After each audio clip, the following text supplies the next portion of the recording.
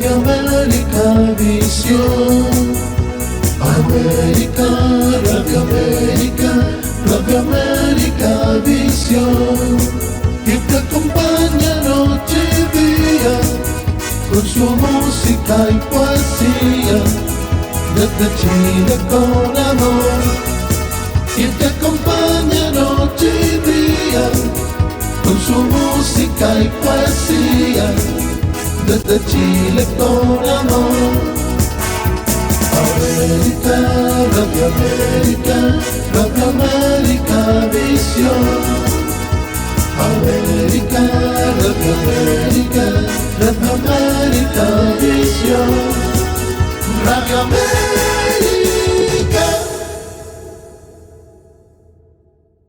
Bienvenidos amigos a una nueva edición de su programa favorito.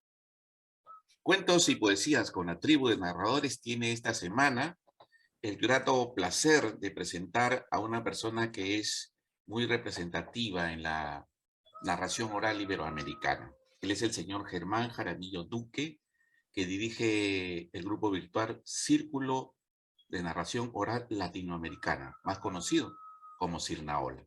Todos aquellos que estamos inmersos en el mundo de la narración oral sabemos, de hecho, como en un abecedario, que todo empieza en la narración oral con Cirnaola. Muchos lo seguimos como participantes del grupo y otros simplemente como espectadores, porque allí encontramos muchas noticias y novedades de la narración oral.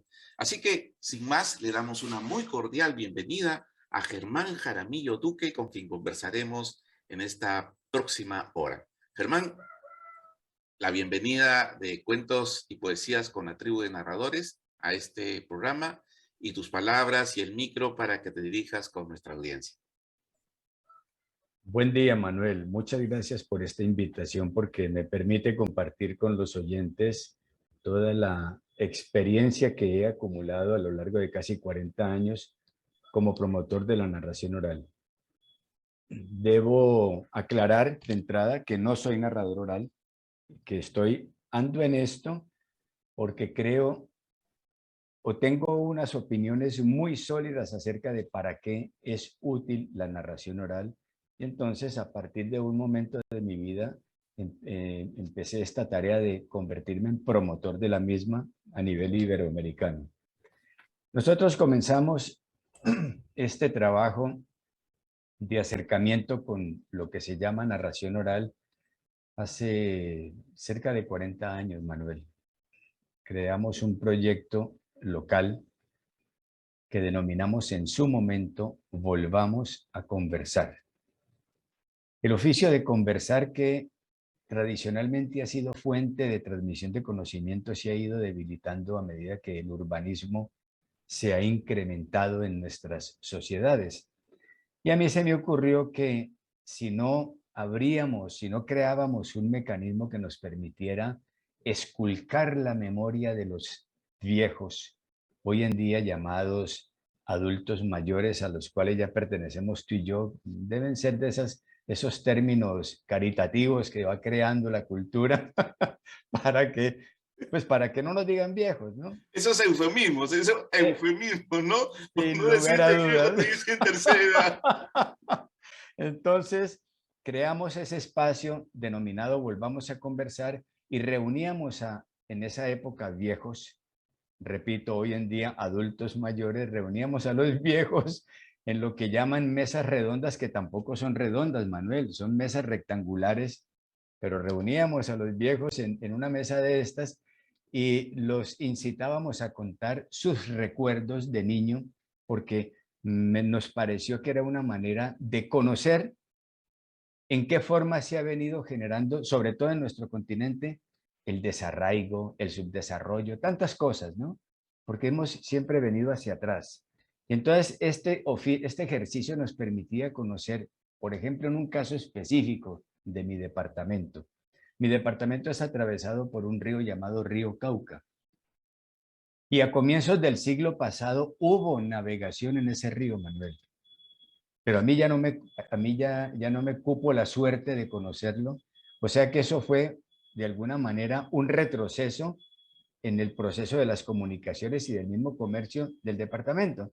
Entonces los viejos nos empezaron a contar relatos de cómo era la navegación del río Cauca, cómo era la vida cuando estaban niños, y eso nos fue generando una idea ya más formal de crear un espacio que finalmente denominamos Encuentro de Contadores de Historias y Leyendas, porque a medida que los viejos iban contando sus recuerdos, afloraban las anécdotas, o sea, un tumulto de historias represadas que valía la pena empezar a recoger. Así es que el origen del Encuentro de Contadores de Historias y Leyendas, que es lo que nosotros amorosamente tenemos para mostrar, tuvo su origen en una experiencia con un objetivo muy claro desde el comienzo. O sea, no nos inventamos algo para entretenernos, sino para actuar, para mantenernos activos y para generar futuro y poder construir la historia del pasado a través de esos recuerdos. Ahora El que tú me... encuentro, dime. Estamos hablando del festival, el Encuentro de Contadoras de Historias y Leyendas Buga, ¿correcto? Exactamente, sí, exactamente. Pero te hago una aclaración. Sí. No le ponemos el nombre de festival porque tenemos muy clara la expresión encuentro. Esa la tenemos muy bien definida. ¿Por qué le pusimos encuentro? Es que esto ha sido fríamente calculado, mi querido Manuel, al estilo del Chapulín Colorado. Para que no contaran con tu Sí, astucia. exactamente. Ellos no contaban con mi astucia. Así es que hemos dado pasos siempre muy objetivos, muy analizados y como consecuencia de la experiencia de los años anteriores, y nosotros nacimos a la vida como institución promotora de la narración oral en momentos en que ya en América empezaban a andar por los caminos los contadores de historias. Tú mencionaste ahora a uno de mis paisanos que es uno de los pioneros de la narración oral, que es J. Villaza, que cuando nosotros creamos el encuentro, ya J andaba contando historias. Así es. Cuando yo hablo de nuestra antigüedad como encuentro de contadores de historias y leyendas, me refiero a esto y lo quiero aclarar, y es que fuimos la primera convocatoria que reunió a narradores orales en un sitio específico, pero ya había gente que andaba por el continente contando historias y ya se hablaba ya se empezaba a hablar de lo que llaman la narración oral escénica, un mundo de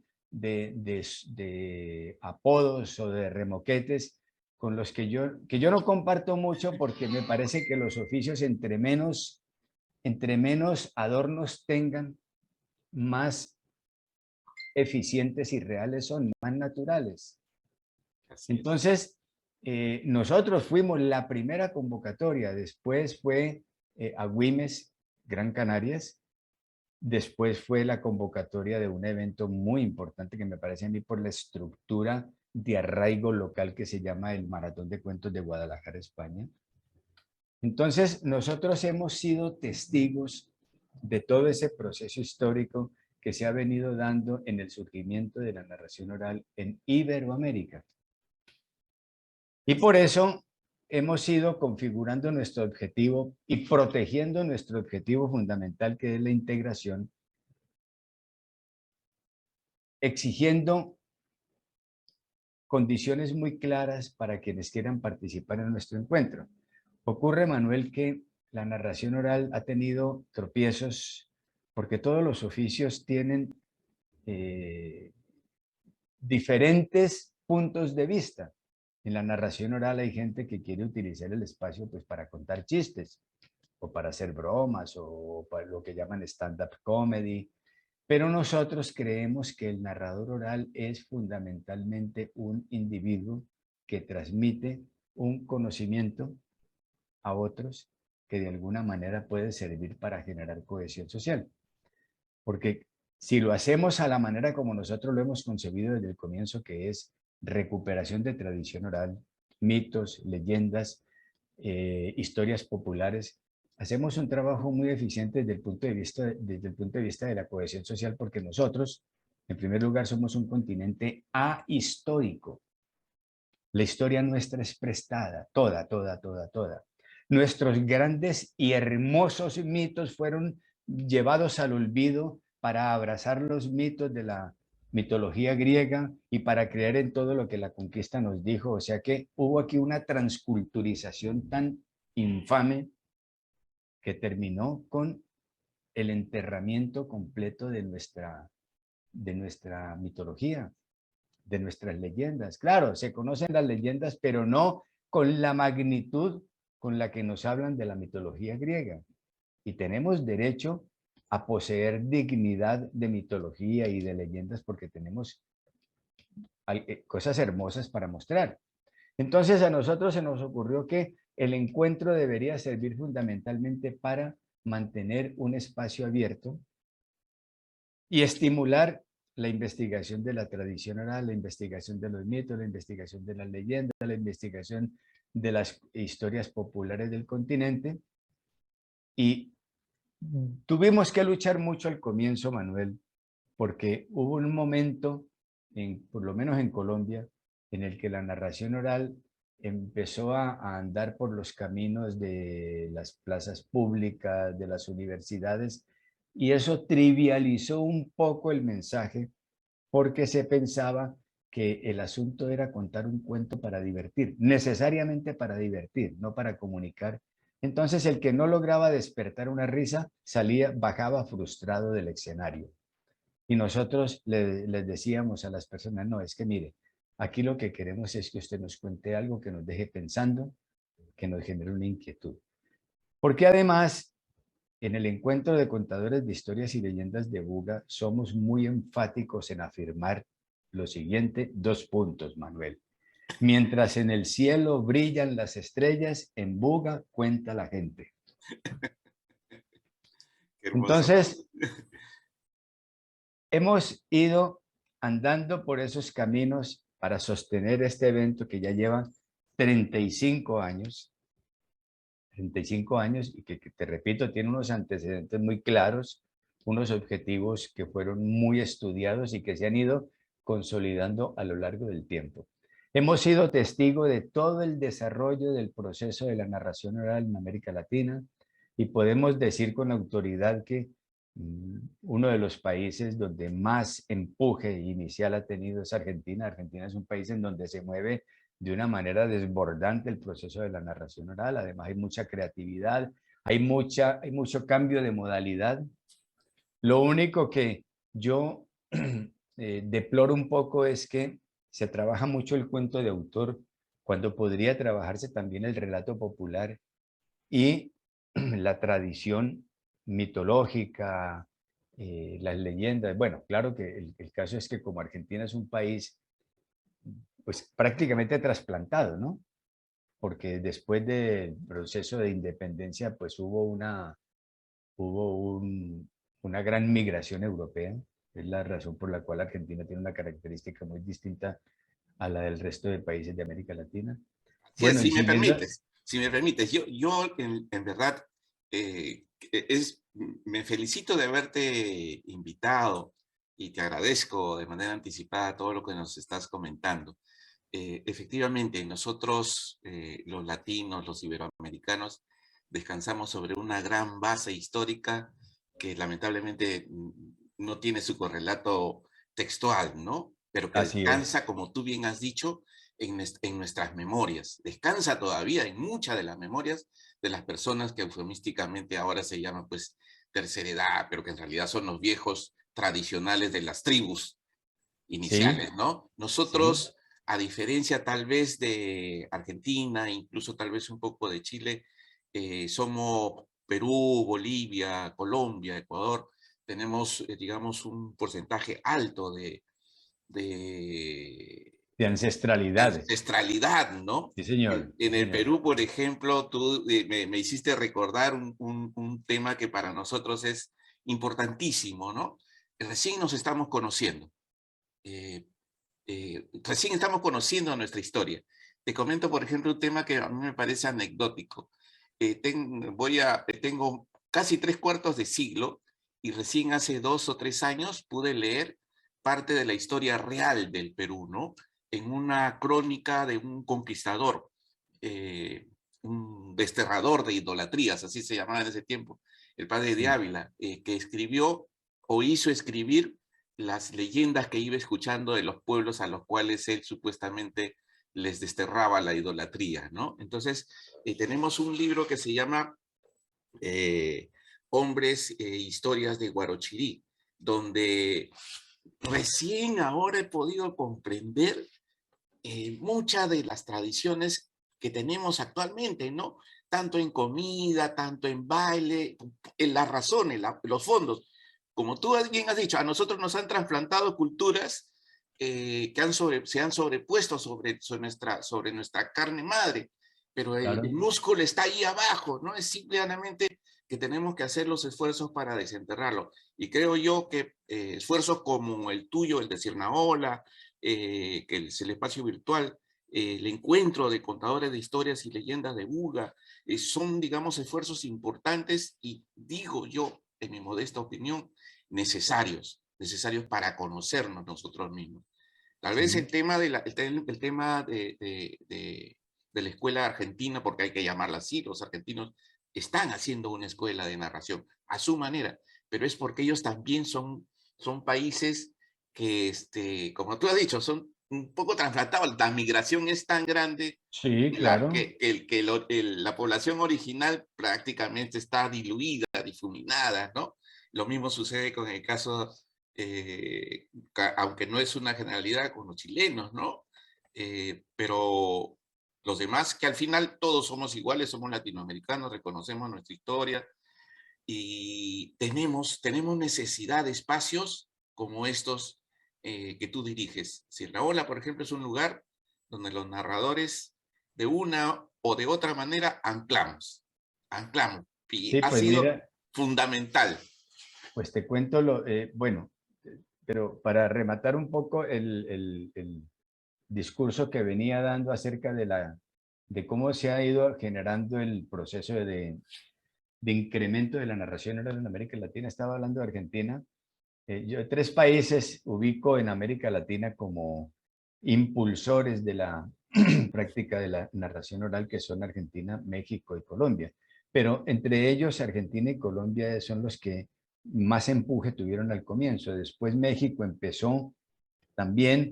Lo de Perú es más reciente, igual que Chile. Pero tanto en Perú como en Chile el proceso ha venido escalando con mucha rapidez. O sea que hay una explosión de narración oral en América Latina, mi querido Manuel, que me parece muy importante, sobre todo porque creo que nosotros hemos logrado modestamente plantar una semilla y es la del para qué contar historias. Como hemos sido tan reiterativos en esto de no admitir que el relato se resuelva siempre con lo lúdico, sino que necesariamente tenga un contenido comunicativo y formativo. Entonces, en muchos países se está trabajando ya la temática al estilo nuestro. En México, por ejemplo, donde en un momento dado la narración oral tuvo como un desvío con la parte eminentemente de entretenimiento, en este momento se está trabajando mucho el relato tradicional, en muchas partes, en muchas partes. En Perú también he notado que lo están haciendo, en Chile también, o sea que me parece importantísimo que en América Latina la narración oral esté floreciendo de esta manera tan desbordante, porque tenemos mucho que contar, mi querido Manuel. Tú ya lo habías dicho, vemos la historia que trajeron de otra parte, sepultó la nuestra, pero en la medida en que volvamos a conversar, tendremos que apelar a esos temas para reconstruir lo que hemos sido, porque llega el momento en que el olvido no lo soportamos. Y como hay un olvido cultural, entonces es como cuando de repente uno se encuentra en un espacio a donde no puede elegir una dirección. Entonces empieza uno a hacerse preguntas muy necesarias acerca, bueno, ¿yo de dónde vengo? Y ese es uno de los grandes problemas de América Latina, que no sabemos exactamente de dónde venimos. Nos dicen que nos conquistaron los españoles, pero nunca nos cuentan la calidad de gente que nos mandaron. Mejor dicho, dejemos ese tema ahí para no despertar rencillas coloniales. Y no ponernos calurosos emotivamente. Exactamente. Entonces, fíjate que en todo este proceso, hace más o menos unos 8 años, sí, unos 8 años más o menos, a raíz del auge de las redes y cómo las redes nos estaban sirviendo para promover lo que todo el movimiento de narración oral estaba haciendo, se nos ocurrió crear, en primer lugar, un grupo en Facebook que denominamos Sirnaola, Círculo de Narradores Orales Latinoamericanos. Ese grupo, mi querido Manuel, se ha nutrido no a la manera como nutren los políticos sus grandes manifestaciones, que es transportando a la gente en camiones, en buses. No, Sirnaola es un espacio donde va entrando quien desea porque está relacionado con su oficio como narrador oral. O sea, el que quiere entrar a Sirnaola nos pide a nosotros ingresar y le damos cabida. Pero no hemos metido gente y, o sea, nadie ha entrado a Sirnaola inscrito por nosotros, sino invitados. Invitados, la gente decide si entra o no entra. Por eso es un grupo que es muy sólido en todo lo que tú ves, porque tú publicas en Sirnaola y te das cuenta que prácticamente todo lo que se publica y está íntimamente relacionado con lo escénico, con la narración oral, a veces dejamos espacios para música, bueno. Sirnaola se ha convertido en un espacio fundamental para promover todo lo que se hace en materia de narración oral en América Latina. Yo estoy permanentemente supervisando las publicaciones y veo con mucho agrado, con mucha gratitud, la cantidad de personas y organizaciones que están publicando en el grupo Sirnaola. Y con el fin de mantener a todo el mundo enterado sobre los sucesos de la narración oral en América Latina y en España, también abrimos hace igual tiempo una página o revista digital llamada sirnaola.com. Y entonces tú abres sirnaola.com y encuentras que hay una cartelera que incluye a todos los países de América Latina y a España y también Portugal, a donde publicamos todo lo que vamos recuperando en las redes o en los correos de lo que se va haciendo en materia de narración oral en cualquiera de los países de Iberoamérica.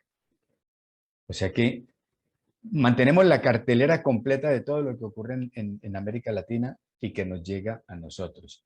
Ahí publicamos todo lo que es lo que se hace en materia de talleres, en materia de convocatorias. Bueno, es un espacio para mantener informado a todos los interesados acerca de lo que ocurre en nuestra Iberoamérica en materia de narración oral. Creo, Manuel, que hemos logrado sentar un precedente y nos llena de gratitud, no porque sea nuestra ambición, sino nuestra vocación. Nuestra vocación fue generar un espacio para integrar el movimiento de narración oral.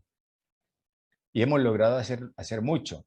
Esto que tú estás haciendo ahora, por ejemplo, que de alguna manera con otro tipo de estructura están haciendo en el caso de México, no sé si visualizas a Penélope Rivera. Sí, la sigo. Bueno, pues mira que Penélope empezó a hacer esto y fíjate que esto es consecuencia ¿de qué, Manuel? De que gente que ha venido a nuestro encuentro y ha salido con ideas de integración también. Y nos gusta que cada día salga más y más y más y no sentimos celos porque tiene que haber gente mejor que nosotros, haciendo cosas mejores que nosotros, porque se trata de eso. Se trata es de escalar, no de actuar con esas cosas tontas de nuestra cultura, que son parte de la herencia que nos dejaron nuestros conquistadores, y es la rencilla, esa cosa que si tú haces lo que hace el vecino se siente atacado, ¿sí? Porque forma parte de la baja autoestima, que es uno de los elementos perversos que nos ha generado la falsa historia que nosotros tenemos. Así es, Porque claro, completamente de acuerdo contigo, claro, completamente de acuerdo contigo. para que no crezcas, te educan con baja autoestima y te hacen creer que si el vecino hace lo que tú haces, es tu enemigo. Ya te quiere hacer competencia, entonces empiezas una pelea. En esto de la narración oral, mi querido amigo, sí que hay de eso, ¿sí? Y Sí que hay mucho, de... y Y mucho. pongo el ejemplo porque cuando yo veo cosas como la que tú estás haciendo y como la que hace Penélope y ya está haciendo otra gente, y me parece estupendo, estupendo, porque digo yo, mire, esto es lo que yo quería, que cada día se abra un espacio nuevo porque las ideas circulan con mayor independencia y habrá transformación y habrá mejoramiento.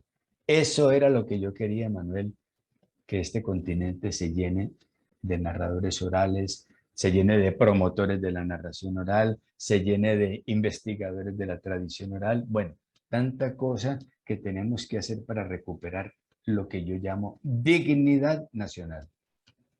Sí, qué hermoso, qué bueno, qué importante y qué motivador para una reflexión lo que acabas de decir. Necesitamos efectivamente reconocernos. Y reconocernos es conocer nuestra historia.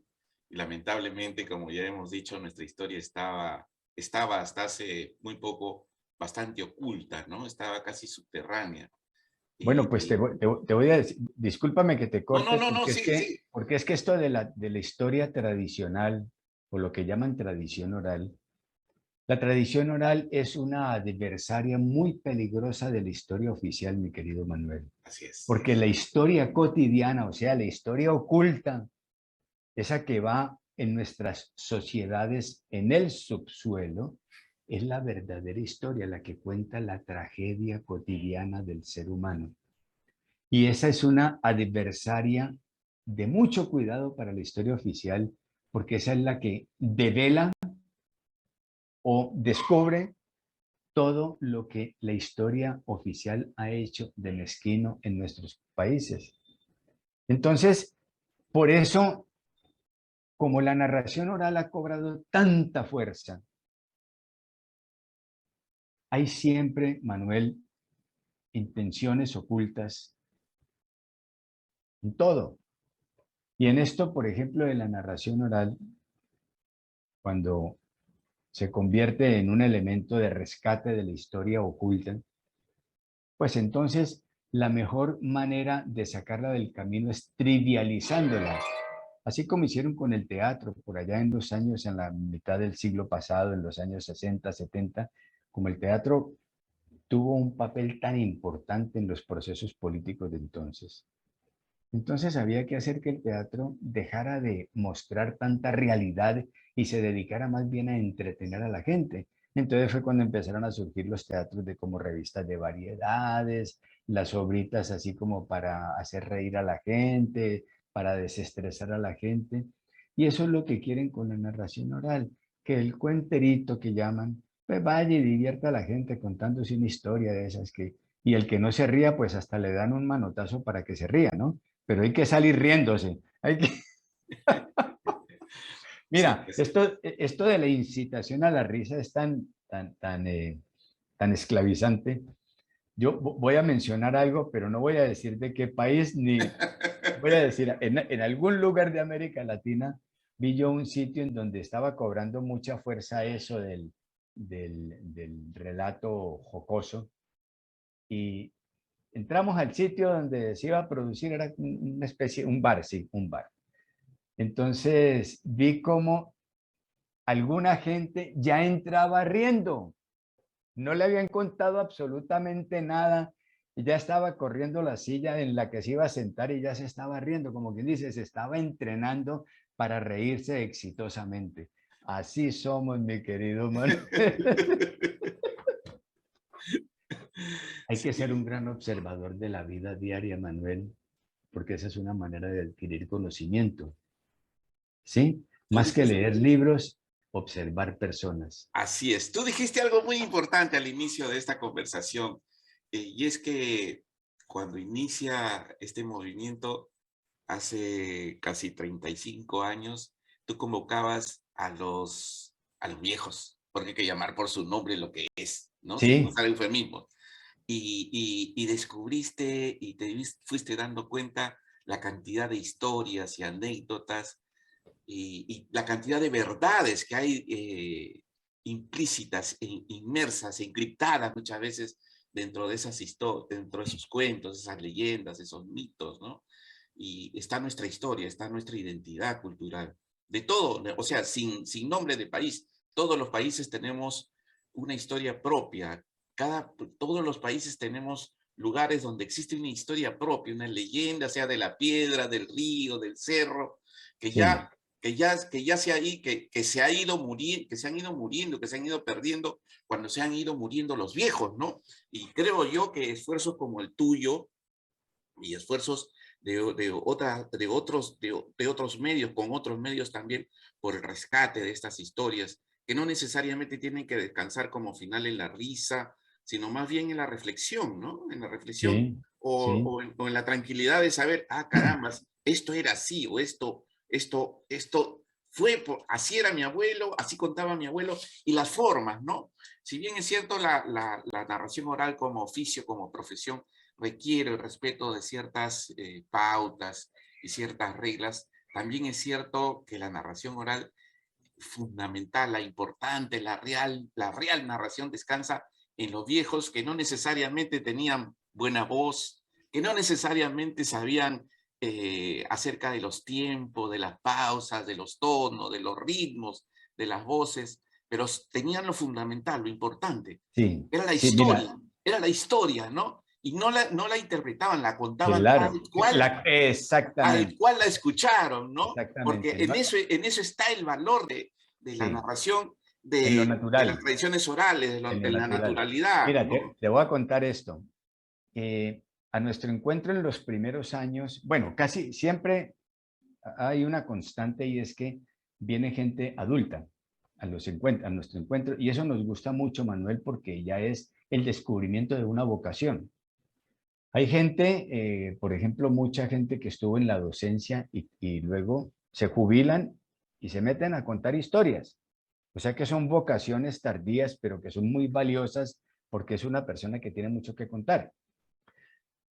Pero mira, yo me he preocupado mucho por qué hacer para que este oficio no se envilezca, no se deteriore, no pierda la gran oportunidad de convertirse en el gran transmisor de memoria y en el gran protector de memoria social y colectiva de América Latina y en el gran protector del valor social de la palabra, porque es que ya hablamos por hablar, no con la intención de comunicar algo.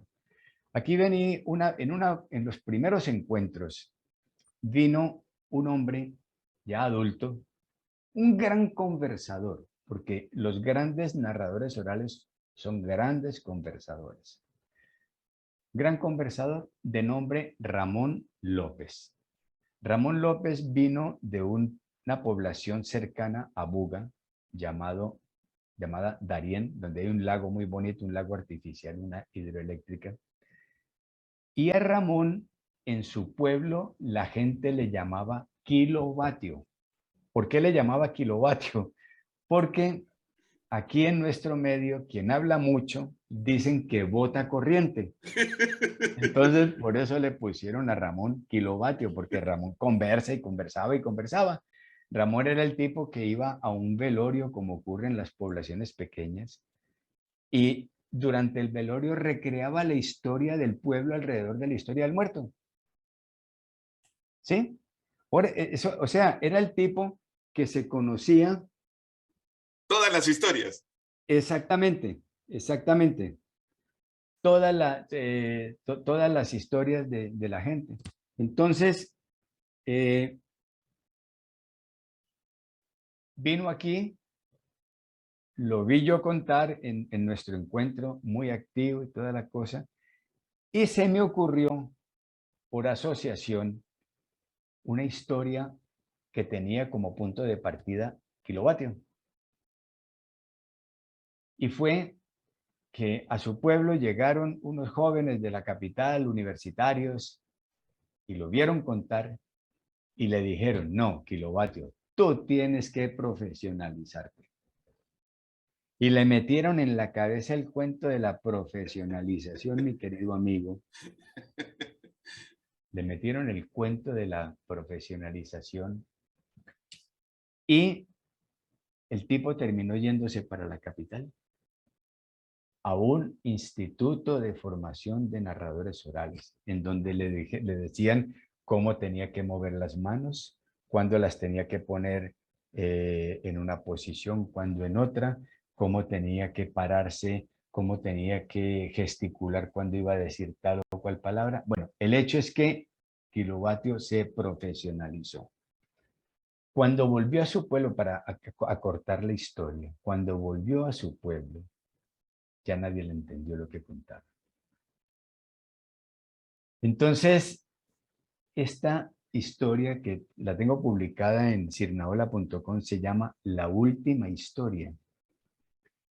Y es una historia que yo he escrito, una novela que yo he escrito como un ejemplo de lo que puede generar el exceso de tecnología en lo natural. ¿Cómo puede desvirtuarlo? ¿Cómo puede acabar la especialización tecnológica a un individuo que sabe hacer con mucha naturalidad cosas que la vida, que la misma naturaleza le enseñó y que en la vida ha venido practicando? Entonces, hay en este proceso de narración oral hay mucha tela para cortar. Hay mucho taller, se ofrece taller de una cosa, taller de la otra, pero yo creo que en eso hay que ser muy juicioso y que una de las cosas que se debe hacer permanentemente en el ámbito de la narración oral es la discusión de cómo contar para que el mensaje cale en el oyente. Cómo transmitir, qué hacer para que el narrador oral, que ya de por sí es una persona entretenida por su forma de contar, porque repito, quien termina contando historias, quien termina metiéndose en este oficio de la narración oral es porque siente el deseo de volcarse sobre los demás contando algo. Ese es mi punto de vista. Y entonces, ese individuo ya tiene en su haber una serie de capacidades que solo necesita afinar, pero que debe cuidar mucho de no ir a distorsionar con técnicas que no conciernen a su estilo, porque se pierde, se malogra el producto inicial. La Entonces, naturalidad. he sido un abanderado de ese debate de para qué contar, para qué contar. ¿Qué contar? No, porque cada narrador oral tiene unas identidades con el relato que está contando, ¿no? Es como cuando tú andas con gente, hay gente con la que te sientes muy cómodo hablando y andando y con la que no te sientes muy cómodo andando y hablando. Así ocurre con las historias, ¿no? Ahí tú como narrador oral te sientes muy bien con unas historias y con otras no. Entonces yo creo que eso es lo que el ser humano debe aprender a distinguir. ¿Qué es lo que lo llena? ¿Qué es lo que lo hace crecer? ¿Qué es lo que lo vuelve realmente productivo? Para que estos oficios sean eficientes, tengan un objetivo. Entonces, he sido un abanderado de este tipo de debates, ¿no? De no contar por contar, de no contar por contar. He escrito varias columnas sobre eso en Sirnaola. A propósito, si escribes, te invitamos a una columna en Sirnaola cuando quieras escribir tus opiniones. Muchas No gracias. necesariamente sobre narración oral, sino sobre la vida, ¿no? Gracias, gracias, Germán. Y Entonces, extendemos también esta misma invitación para todos aquellos que crean claro, que los que quieran escribir, que su decir es importante. Tú sabes que, claro. sin el ánimo de ser pretencioso, pero este programa nos escuchan en Argentina, en Chile, Perú, Sí, yo sé que se mueve, yo sé que se escucha en bastante. España y en algunos otros países de Europa. Entonces, bueno, los que estamos en la narración tenemos clarísimo que Sirnaola nos permite esta oportunidad, este espacio para poder expresarnos. Gracias por reiterarlo. Así es, así es. Permíteme saltar, porque tengo aquí, o sea, es tan interesante conversar contigo que no quiero que se me pase el tiempo. Así que quisiera que nos contaras, porque nosotros también pretendemos conocer a las personas que, como en tu caso, han tenido todo este ejercicio, todo este esfuerzo, 35 años de esfuerzo permanente en algo que tal vez no le ha retribuido económicamente en mucho o en nada, pero que es un placer hacerlo, ¿no? Esta promoción de la narración oral a Germán Jaramillo Duque. Pero Germán Jaramillo Duque, que es colombiano, ¿dónde nace? ¿Dónde le empieza este bicho del apoyo? Porque nos ha dicho Germán que él no es narrador, aunque eventualmente narra.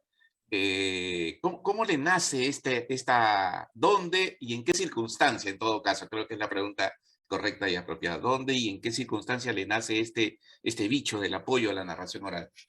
Bueno, mira, yo siempre he vivido inclinado por la actividad artística y cultural. Mi oficio fundamental es la literatura. Yo gané un premio de novela en el 2003 en Colombia, el premio de novela Jorge Isaacs. Soy un escritor profundamente desconocido y todo como consecuencia de mi mal hábito de no hacer relaciones públicas encaminadas a promover mi nombre. Entonces, como he quemado poco incienso, ¿tú sabes lo que significa Sí, quemar sí, sí, incienso? sí, Como he quemado poco incienso, entonces, pues poco me aplauden. sí. Pero me gusta eso porque tengo mucha capacidad auditiva debido a que soy miope. Entonces, el aplauso reiterado me genera molestia auditiva. Entonces, me gusta que la vida trascienda así. Entonces, pero siempre me ha gustado la actividad cultural y como te digo, soy escritor fundamentalmente. Pero tu formación profesional, hasta donde conozco, tú eres un licenciado en ciencias sociales. Sí, exactamente. Yo soy un Tu formación licenciado en ciencias profesional. sociales, pero en ciencias sociales sí, pero me he dedicado en la educación a otros aspectos relacionados con la educación ciudadana. Para hacer un paréntesis, te contaba que en tu país he estado varias veces haciendo trabajo con maestros de educación ciudadana, lo mismo que en México, porque eso es lo que he tomado. Y esto de la narración oral también lo trabajo mucho como parte de un proceso de formación social, ¿no? Entonces, me ha gustado siempre estar orientado a actividades culturales. Yo viví temporadas fuera del país. Yo soy colombiano. Mis padres son de una región que se llama Antioquia, cuya capital es Medellín. Emigraron al Valle del Cauca, que es donde yo vivo. Aquí nací. Y he vivido temporadas fuera del país, pero en 1982, la última vez que estuve en estas ausencias, que andamos huyendo de la adversidad de nuestros países, buscando el sueño en otros, volví y dije, bueno, yo ya no voy a volverme a ir, me voy a quedar definitivamente aquí. Y Buga, donde vivo, es una ciudad intermedia. O sea, es una ciudad de provincia. No es ni grande ni pequeña, pero tiene las características de provincia, de ciudad, en donde uno puede adquirir esos hábitos del chismorreo y de irte a la plaza pública a sentarte con los amigos a hablar bien de unos, a hablar mal de otros. Y entonces yo dije, yo me voy a quedar a vivir Y en de Buga. saludarse, y de saludarse, cosas que Exactamente. se han perdido en las ciudades grandes, ¿no? En Sí, una claro. provincia te saludas, así no te Sí, conozcas, te saludas o conversas con alguien de manera muy coloquial y exactamente. amigable, sin necesidad de mayor Sí, protocolo, ¿no? Las plazas, exactamente. eh, i- Entonces igual que en Perú. claro, entonces yo dije, bueno, pues voy a quedarme en Buga, pero voy a armar algo para compartir la vida de provincia, pero de cierta manera, no intensivamente, porque se va quedando uno, se va quedando, ¿no? Se va quedando en el mismo nivel y no creces.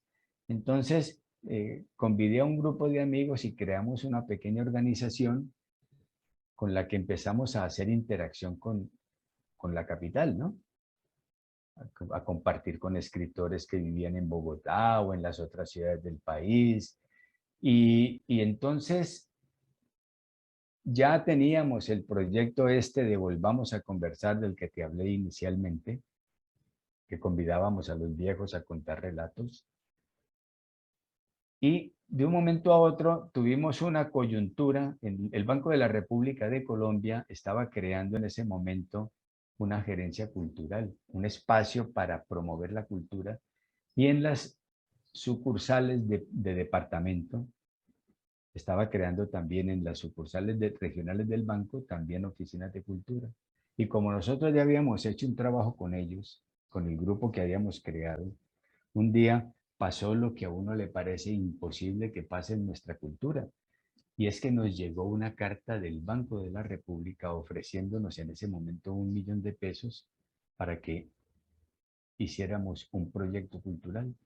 Era muy buen dinero, estamos hablando de 1986. Y les dije yo a mis compañeros, les dije, pues mis queridos amigos, aquí lo que hay que hacer es crear esto. Y fue cuando creamos el Encuentro de Contadores de Historias y Leyendas, con un aporte que nos llegó impensado. Nosotros, eso fue una cosa absurda, que el gobierno, porque el Banco de la República es del Estado, que el gobierno te ofrezca algo Algo. para hacer desarrollo, eso es inaudito. Eso es de Macondo, pues. Estamos en Macondo. Entonces creamos el Encuentro de Contadores de Historias y Leyendas. Como te digo, su origen se lo debemos a un aporte del Banco de la República de Colombia. Y ahí empezamos a andar el camino.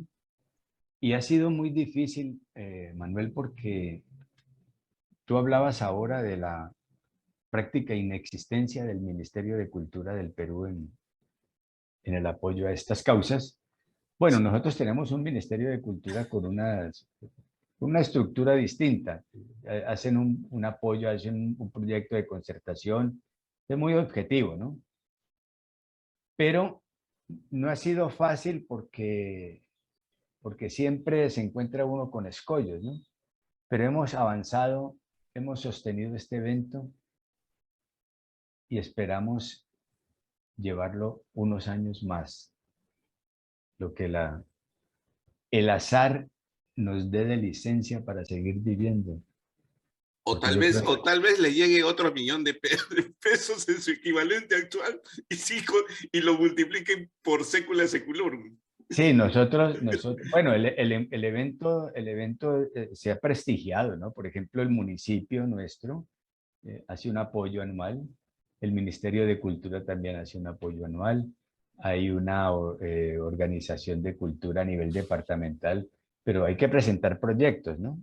Siempre hay que presentar un proyecto y a veces corres el riesgo de que haya un jurado que te lo descalifica, ¿no? Ujú. Porque como todo en la vida eso es así. Pero nosotros hemos tenido un ritmo más o menos sostenido, y los meses en los que ha faltado alguno de esos apoyos hemos logrado resolver el problema, y ahí vamos a hacer la 36 versión con algunas dificultades, porque después de la pandemia las cosas no son la misma, ¿no?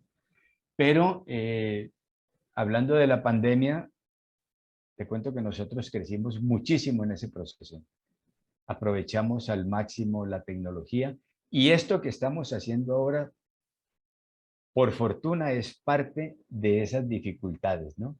Es un nuevo aprendizaje. Justo Es un nuevo- justo te quería hacer esa pregunta, de cuál había sido el efecto, según tu visión, tu mirada de la pandemia en este tema de la narración oral, ¿no? Y dices muy correctamente, para muchos ha sido un problema, todavía lo sigue siendo en algunos casos, pero también ha sido una oportunidad, ¿no? Y como tú bien Enorme, dices, enorme, enorme. Tal enorme. vez esto que estamos haciendo ahora nosotros hubiera sido impensado si es que no hubiera ocurrido la Sí, pandemia. lo que pasa es que hay personas que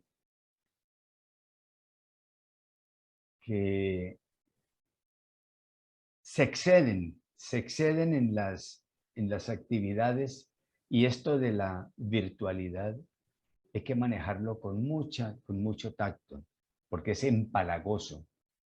Tú, Sí, en esto de la virtualidad, si estás más de una hora, ya las cosas empiezan a declinar. sí. Hay que ser muy cauteloso con el manejo del tiempo en todo, Manuel. En lo único en lo que tú te puedes exceder en materia de tiempo es en una fiesta, pero siempre y cuando estés dando pisco, porque si no das pisco, eso se te acaba, ¿no? Eso es lo único. Pero de resto, el tiempo hay que saberlo manejar, porque todo tiene un ciclo. Y Sí, esto sí. de la virtualidad nosotros lo supimos manejar muy bien, porque hicimos los dos encuentros que hicimos, que fueron en el 20 y el 21.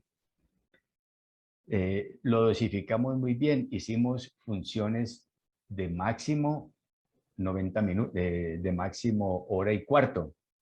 O sea que no cansamos a nadie, ¿no? Entonces Claro. hicimos durante la semana las 6 o 7 funciones, con un número dosificado de narradores orales, con un tiempo por historia también dosificado, y nos fue muy bien. Mira, en el 2020, el registro de espectadores que tuvimos en la red durante el encuentro fue de casi 50,000, óyeme bien. 50,000.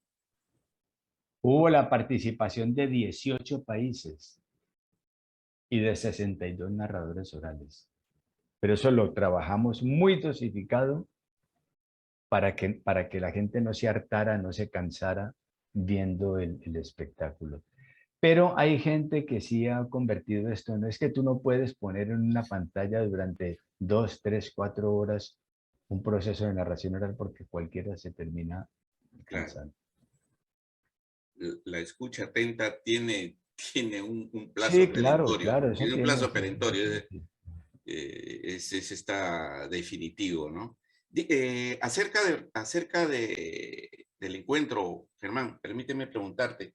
Tengo conocimiento, acabo de leer recientemente que la fecha de inscripción para la participación termina este mes El 31 de este mes, sí, ya la semana, en una semana larga, sí. en esta próxima semana larga prácticamente termina la inscripción para la participación. El 31 de mayo termina la inscripción, y en el mes de julio estamos cursando las invitaciones a la gente que hemos seleccionado.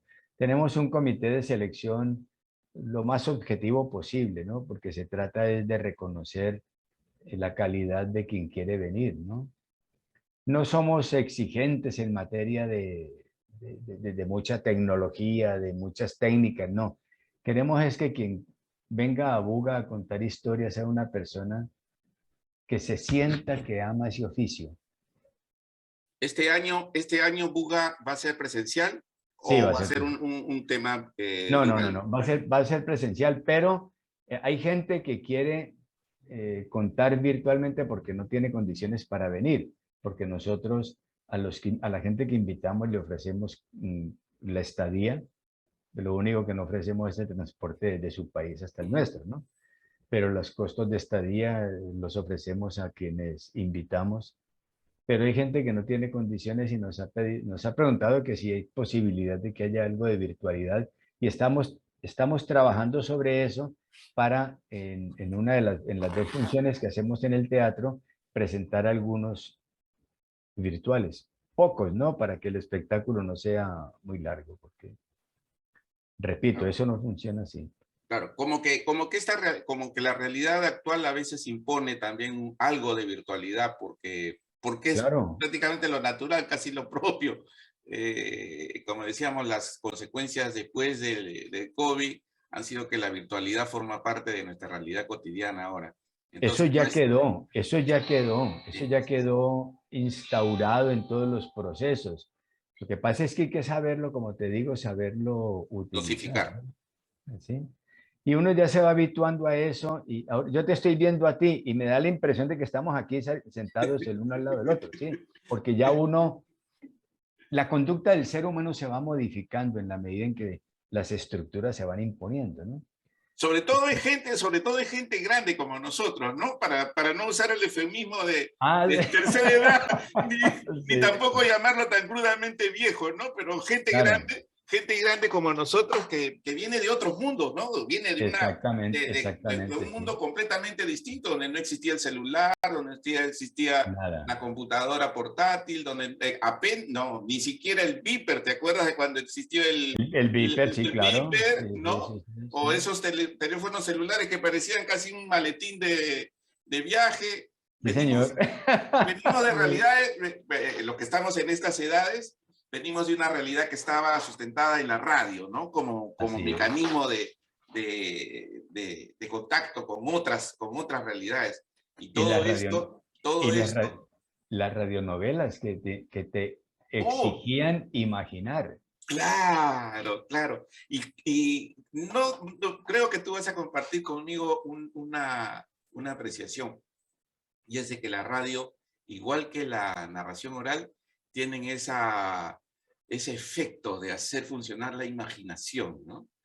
La narración oral, Sí, cualquiera de sus orígenes, sea leyenda, mito, tradición oral o cuento de autor, siempre genera el uso de la imaginación para poder vivenciar así lo que es, estás escuchando, así ¿no? es, así es, sí. Y la radio también tiene ese mismo efecto. Las radionovelas que tú acabas de mencionar, pues son parte que tú se lo cuentas a alguien de las generaciones actuales y un poco como que está diciendo o que dice, sí, el abuelito está contando una historia prehistórica, ¿no? Así, ¿Y cómo te así puedes, es. no? Todos vivir, ahora, la actualidad, por ejemplo, donde el habla cotidiana, la compañía cotidiana ya no tiene una parte importante que es la conversación, ¿no?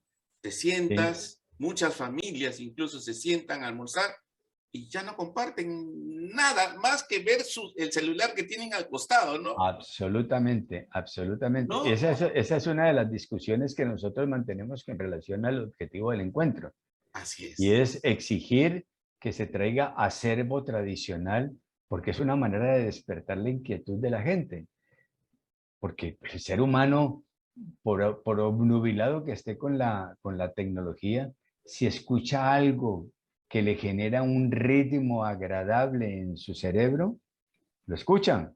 Así Y un es. relato bien contado es eso. Un relato bien contado es eso.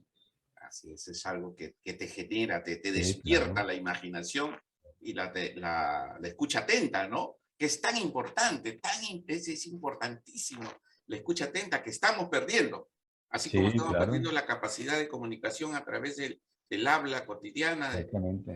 O sea que hay mucho de qué hablar en materia de narración oral. Yo aspiro a que en América se genere un movimiento de conceptualización de la narración oral, pero para hablar sobre realidades, fundamentalmente sobre experiencias, no nutrirnos tanto de teoría, además de gente que escribe sobre temas en los que la práctica no ha hecho nada. Hay muchos teóricos, y por eso se llaman teóricos, porque de la práctica no han No, sacado pues, nada. Entonces, necesitamos es que la gente, el que cuenta y que tiene una experiencia contando, pueda decirnos qué siente la gente cuando él cuenta algo, qué nota que siente la gente o qué nota que pasa con la gente cuando él cuenta un relato de esta naturaleza o un relato de la otra.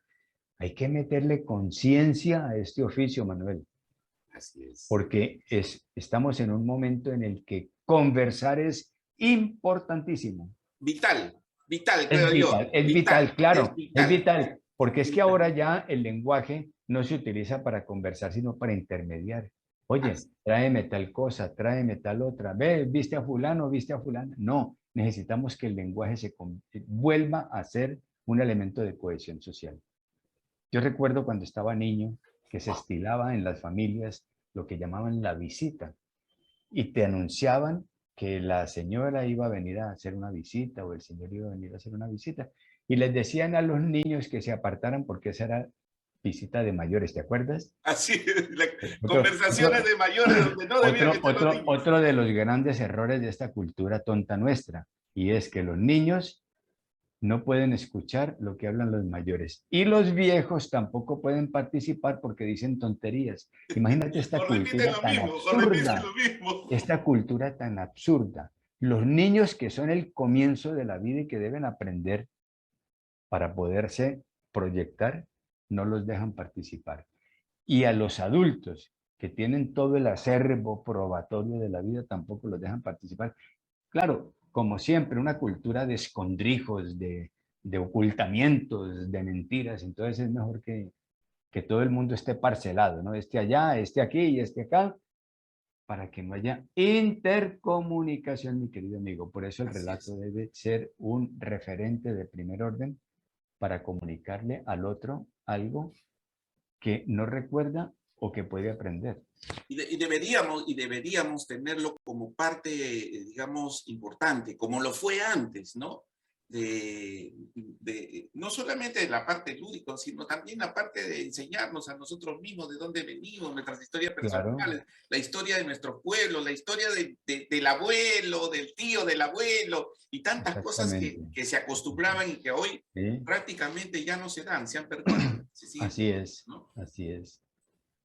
Germán, te va a parecer, me sucede lo mismo con personas importantes como tú, que tienen una conversación tan amena que cautivan, y todos mis apuntes que tengo yo hechos acerca de qué quiero preguntarle, los tengo que dejar de lado porque me voy detrás de la conversación. Y aunque te parezca mentira, nos hemos echado casi, para usar una expresión, nos hemos echado casi una hora conversando tan Sí, ameno. Sí, sí, sí, sí.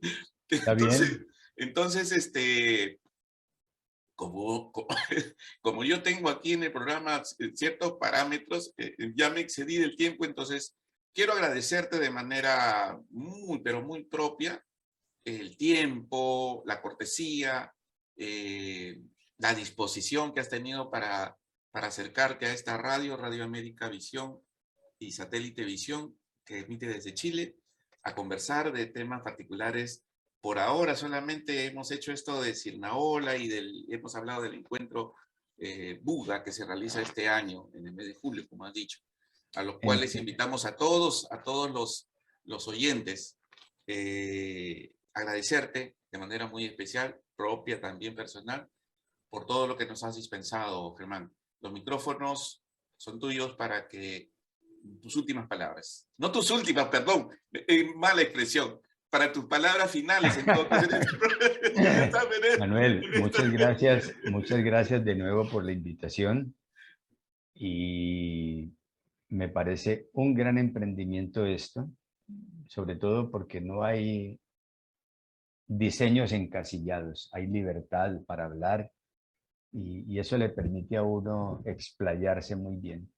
Sí, Muchísimas muchísimas gracias gracias. por esta invitación y quedo a órdenes de ustedes las veces que quieran para seguir conversando. De esto hay mucho de qué hablar, mucho de qué hablar. Y la idea que tengo cuando lanzo dardos, porque luego lanzo explosivos, ¿no? Es pues con la intención de que haya debate, no pelea, sino debate Confrontación de ideas. civilizado, que los latinoamericanos nos enseñemos a entender que cuando el otro dice algo contrario a lo que nosotros decimos, no nos está atacando, No es ni en nos afán de está confrontación. contrariando, sino que está opinando. Así es, así es. Tenemos que escucharlo con mucha atención, tenemos que darle valor social a la palabra. Eso es lo que nosotros buscamos con todo lo que hacemos, promoviendo la narración oral. Qué importante mensaje, Germán. Muchísimas gracias una vez más. Y así, Radio América Visión y Satélite Visión le agradece a Germán Jaramillo Duque esta tarde tan amena, tan grata, tan instructiva. Y amigos, los esperamos el próximo viernes.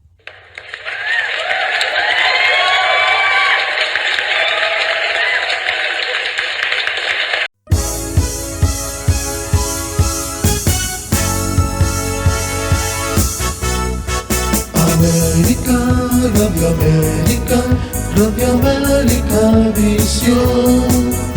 América, Radio América, Radio América Visión. Que te acompaña noche y día con su música y poesía. Desde Chile con amor. Que te acompaña noche y día con su música y poesía, desde Chile con amor. América, Radio América, Radio América Visión. América, Radio América.